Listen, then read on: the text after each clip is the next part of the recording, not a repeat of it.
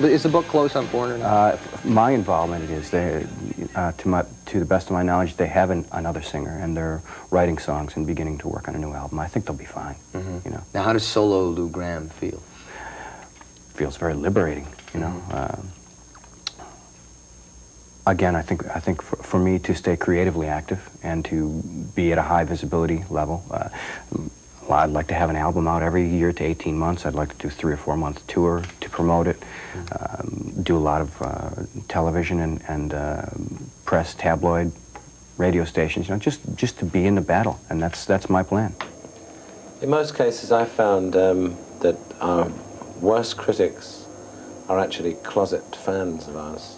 You know, people that have ripped us to pieces in the press have been caught playing our albums in parties and things like that. It's actually very wow, true. hot-blooded. That's a real, you know, that's a classic, you know.